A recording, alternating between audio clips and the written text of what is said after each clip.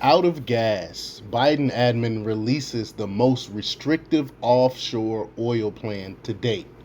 Again, more evidence of corrupt Biden trying to destroy our country.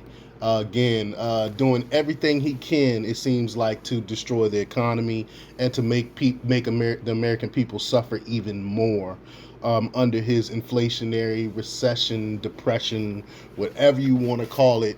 His Bidenomics is making things a lot worse. But before we get started, go ahead and hit that like button, share this out. So we can get this information out there. Subscribe if you're not already a subscriber, and hit that alarm bell so you know when I'm putting out new stuff. Also, check out my link tree in the description. It has a link to my Patreon where I talk about things I can't talk about here. There's also a link to my Instagram and my merch store. Also, check out jjthepsychotherapist.com for news as well. All right, let's talk about this news. If the Strategic Petroleum Reserve, with the focus on strategic and reserve, isn't empty, it seems to be nearly reaching its limit comparable to a national closet space. You know, I've been cautioning us about this issue since the summer, and you can find these warnings in several places. You know,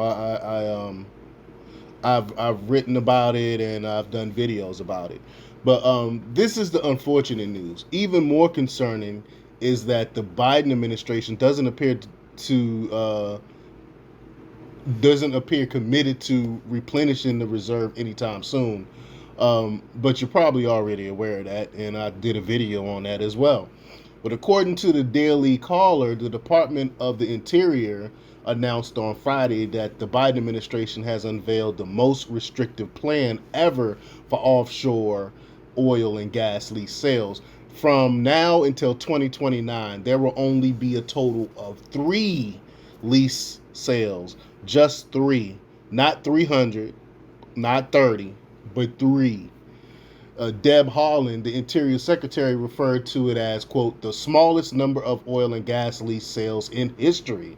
It's the lowest number the administration could pursue and just she's excited about it. And she goes on to say, and is part of the DOI strategy to reduce oil and gas activity in the Gulf of Mexico.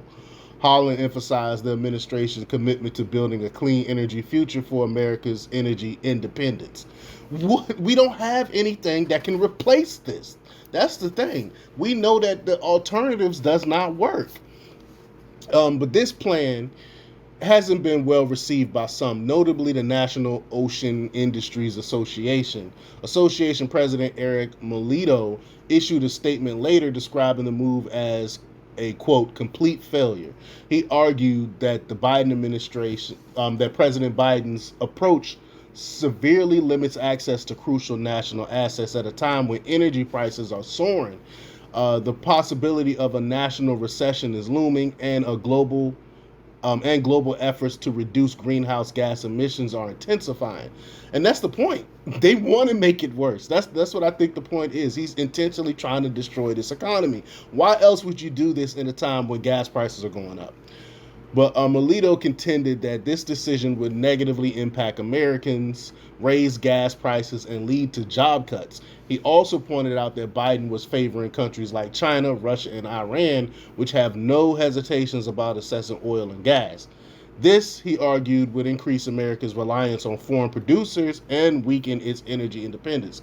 Of course, that is Biden's plan. He's bought and paid for by China.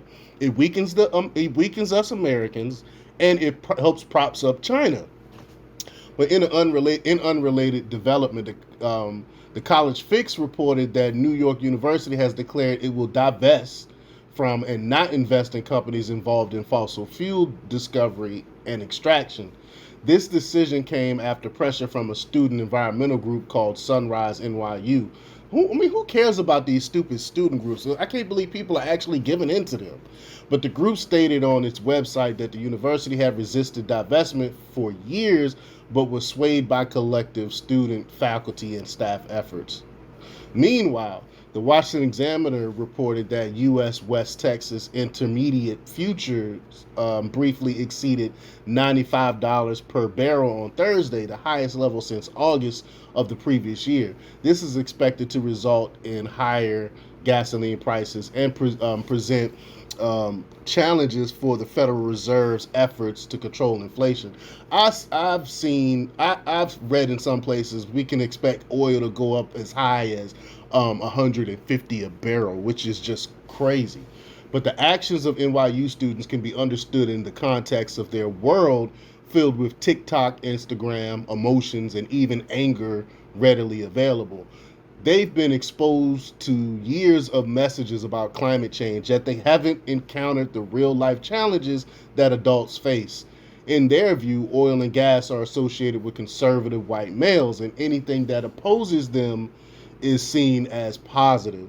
They, along with their educators and role models, may remain ignorant when store shelves are empty and their previous way of life becomes unsustainable.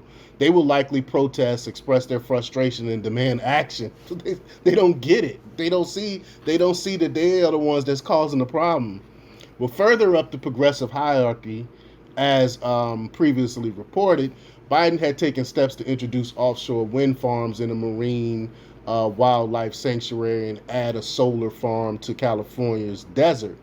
Notably, the companies involved in these initiatives are donors to Biden's campaign. Of course, the NYU students may not grasp that this is, and it's possible that they wouldn't care even if they did.